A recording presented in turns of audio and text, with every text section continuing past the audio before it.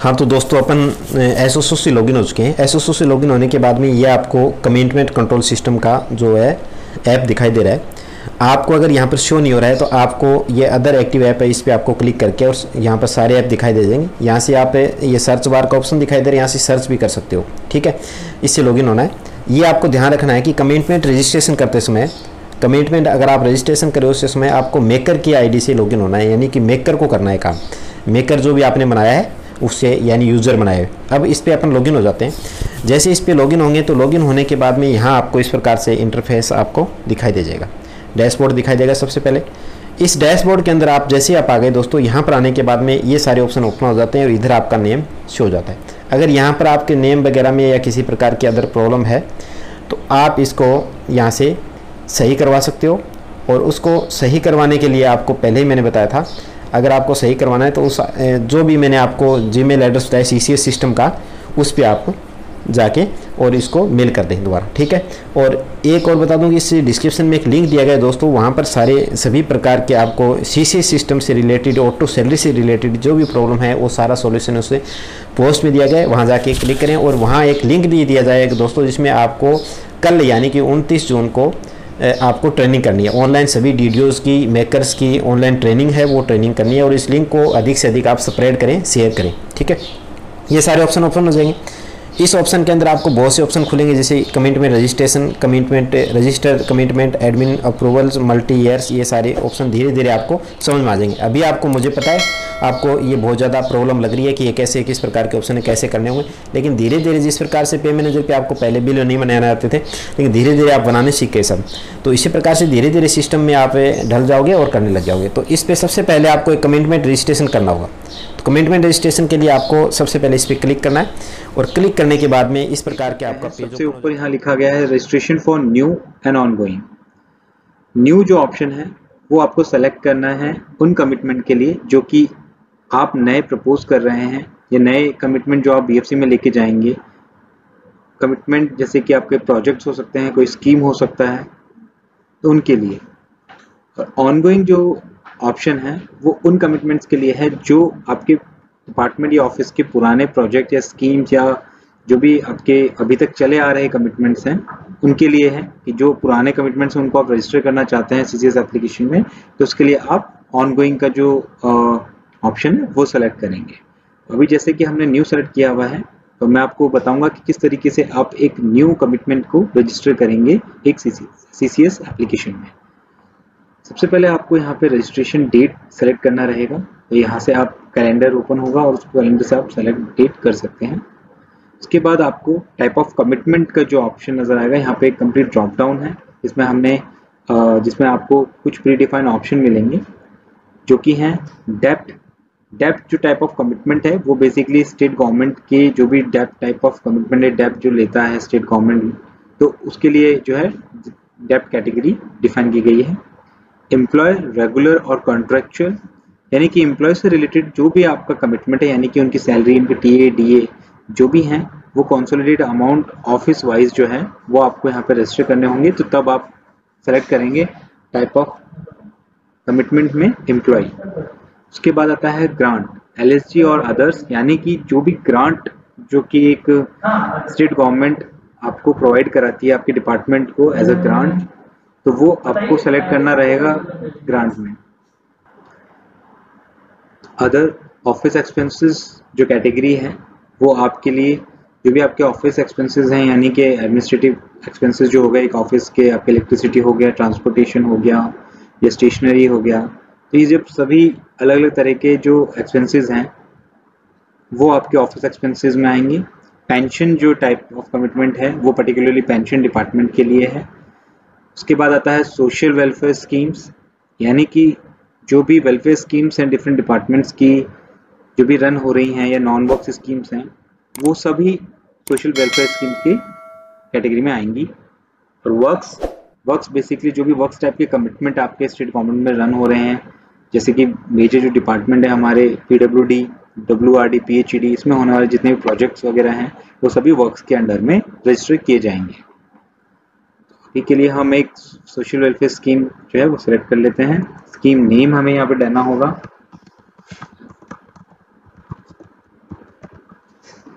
उसके बाद आपको देना होगा स्कीम एस्टिमेटेड अमाउंट, यानी कि एक आपको उस स्कीम के लिए कि भाई कितना एक एस्टिमेटेड अमाउंट आपने उसकी कैलकुलेशन करी कि कितनी, अगर ये 3 साल की कोई स्कीम है, इसको रन करने में जिस तरीके का इसका स्ट्रक्चर है, कितना खर्चा आने वाला है, तो वो आपको यहाँ पे मेंशन करना रहेगा।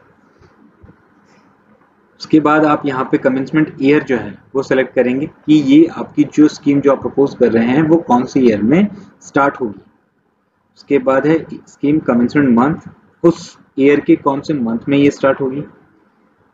टोटल ड्यूरेशन यहाँ पे आता है, अब तक देखा गया है कि जो ड्यूरेशन होती है कई स्कीम्स की, कई सारी स्कीम जो ऐसी हैं जो कि हर साल रिन्यू होती हैं या कंटिन्यू चली आ रही हैं और काफ़ी समय से चली आ रही हैं, और कई बार नई स्कीम्स आती हैं उनकी कोई ड्यूरेशन नहीं होती है, वो कंटिन्यू चलती रहती हैं।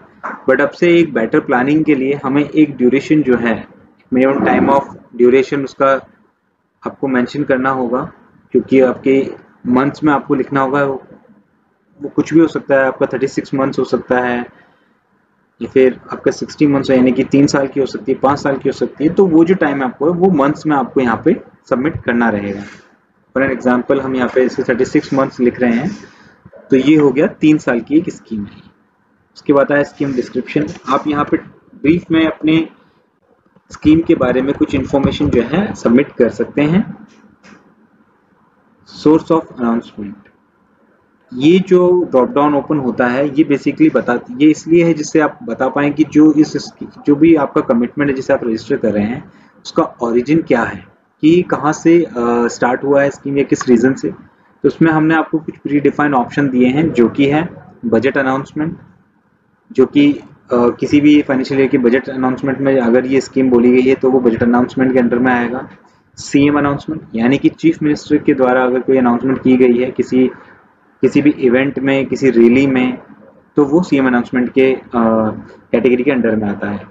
सीएम डायरेक्शंस और कैबिनेट डिसीजन, यानी कि सीएम डायरेक्शंस या कैबिनेट डिसीजंस की वजह से अगर कोई स्कीम या प्रोजेक्ट जो आपका है वो स्टार्ट हो रहा है तो वो आप यहाँ सेलेक्ट करेंगे।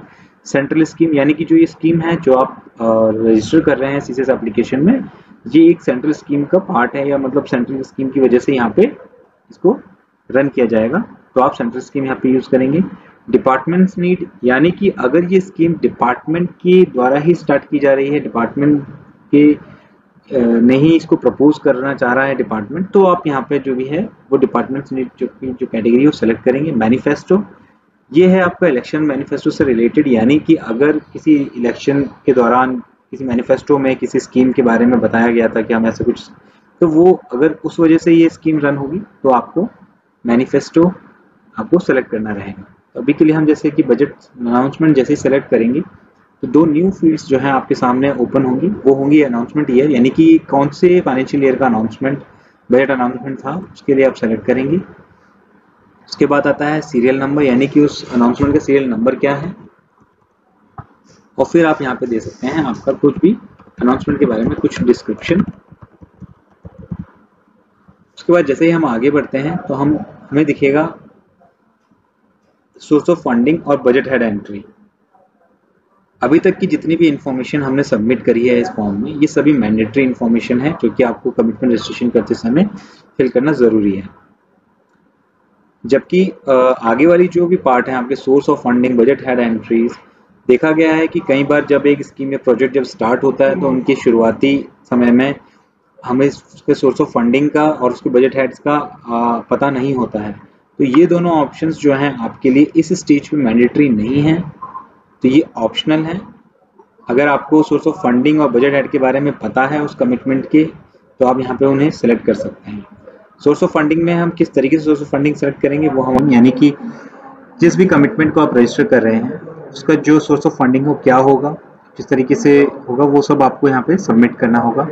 जैसे ही आप क्लिक करते हैं स्टेट फंड पे ड्रॉप डाउन पे, तो आपको यहाँ पर कुछ प्रीडिफाइंड ऑप्शंस नजर आएंगे। जैसे कि पहला है सेंट्रली स्पॉन्सर्ड स्कीम, यानी कि अगर ये जो भी कमिटमेंट है ये स्पॉन्सर्ड है किसी सेंट्रल स्कीम से, तो आपको यह ऑप्शन सेलेक्ट करना होगा।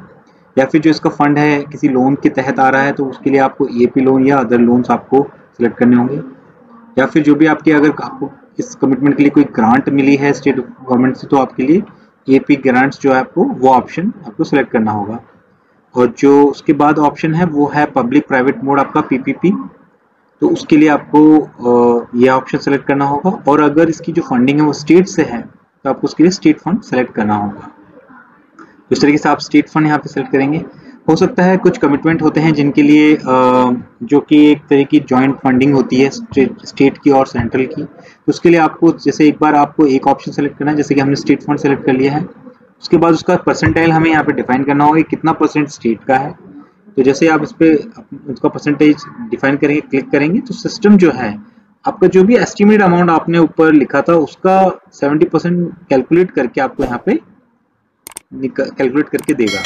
आपको सिंपली एक ऐड पे क्लिक करना है, तो ये टेबल में जिसकी एंट्री है ये सिस्टम में हो जाएगी। उसके बाद आपको अगर जो भी, अब जैसे अगर स्टेट का 70 है तो हो सकता है कि उसका सेंट्रल जो है सेंट्रल स्कीम का उसका उस पर 30% शेयर हो। तो आपको जो फंडिंग है सेंट्रली स्पॉन्सर्ड स्कीम आपको ऑप्शन लेना है, और उसका जितना अमाउंट या जितना परसेंटाइल उसका है तो वो आपको यहाँ पे मेंशन करना है, और ये सिस्टम जो है उसके अकॉर्डिंग जो फंडिंग अमाउंट है वो कैलकुलेट करके आपको यहाँ देगा, और सिंपली आपको ऐड पे क्लिक करना है। इस तरीके से जो दूसरी एंट्री है वो भी टेबल में हो जाएगी।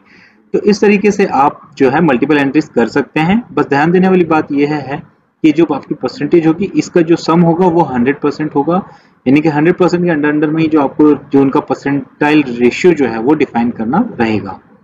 उसके बाद जैसे ही हम आगे बढ़ते हैं तो अब सबसे इंपॉर्टेंट एक और पार्ट है जो कि है बजट हेड एंट्री। तो बजट हेड एंट्री के लिए आपको जैसे क्लिक करते हैं तो ये लिस्टिंग जो है वो ओपन हो जाती है बजट हेड्स की। तो इसमें जो भी आपका डिपार्टमेंट है उसके जो भी सेलेक्टिव बजट हेड्स हैं जो यूज़ किए जाते हैं आपके डिपार्टमेंट में, वो आपको यहाँ पे जो पूरी लिस्टिंग आपको अवेलेबल होगी।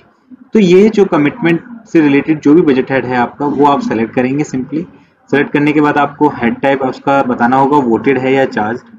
उसके बाद सोर्स ऑफ फंडिंग जो है वो आपको ऑप्शन यहाँ पे सेलेक्ट करना होगा कि इस पर्टिकुलर बजट हेड में कौन से सोर्स ऑफ फंडिंग जो है वो आपको किस सोर्स ऑफ फंडिंग से फंड आपको यहाँ पे अवेलेबल होगा। सोर्स ऑफ फंडिंग वाले ऑप्शन में आपको जो ड्रॉप डाउन ओपन होता है उसके अंदर आपको वही ऑप्शंस नजर आएंगे जो आपने सोर्स ऑफ फंडिंग वाले सेक्शन में डिफाइन किए होंगे। यानी कि जैसे कि आपने स्टेट फंड और सेंट्रल स्पॉन्सर स्कीम आपने यहाँ पे डिफाइन किया है, तो स्टेट फंड और सेंट्रल स्पॉन्सर स्कीम जो है यहाँ पे आपको नजर आएगा। तो इस बजट हेड में कौन से सोर्स ऑफ फंड से फंड आएगा वो आपको यहाँ मेंशन करना है, उसका जो अमाउंट होने वाला है वो आपको यहाँ पे मेंशन करना है और उसे सिंपली ऐड करना है। इस तरीके से एक एंट्री आपकी टेबुलर एंट्री जो है यहाँ पर दिखाई देगी। इसके बाद जो आपका दूसरा बजट हेड है यानी कि दूसरे सोर्स ऑफ फंड से जो फंड आने वाला है उसके लिए जो भी बजट हेड है वो आप सेलेक्ट करेंगे। सोर्स ऑफ फंडिंग जो है अगेन आप उसकी जो भी होने वाली वो सेलेक्ट करेंगे, और एस्टिमेटेड अमाउंट उसका कितना होने वाला है वो आप यहाँ पे इसको डिफाइन करके ऐड करेंगे। ऐड करते जो एक और एंट्री है टेबल में आप देख सकते हैं। इस तरीके से आप मल्टीपल बजट हेड एंट्रीज जो है एक कमिटमेंट के लिए यहाँ पे कर सकते हैं।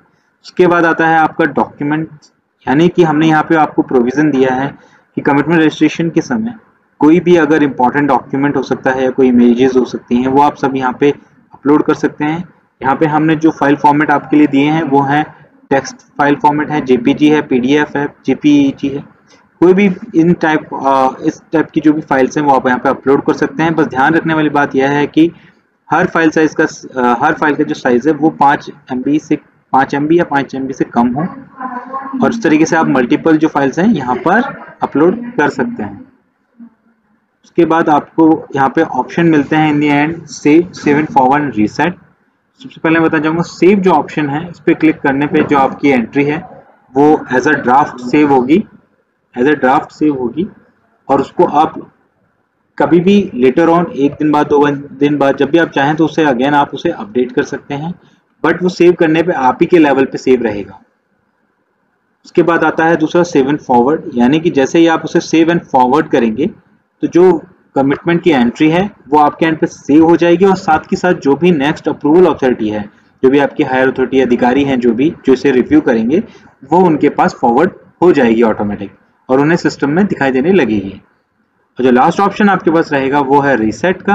रीसेट से आप जितनी भी इंफॉर्मेशन आपने इस फॉर्म में भरी है वो सभी एक क्लिक में क्लियर हो जाएगी। ये फॉर्म आपको वापस से ब्लैंक मिलेगा और आप जो भी इंफॉर्मेशन है वापस से सबमिट कर सकते हैं। तो इस तरीके से आप जो है कमिटमेंट कंट्रोल सिस्टम में एक कमिटमेंट को। वीडियो अच्छा लगा आप लाइक करें, शेयर करें और चैनल्स को सब्सक्राइब करें, और हाँ टेलीग्राम चैनल को जरूर ज्वाइन करें क्योंकि हर पल की जो अपडेट होती है उस पर मिलती है आपको। ओके दोस्तों, थैंक यू। नेक्स्ट वीडियो इसी प्रकार से अपन जल्द मिलते हैं।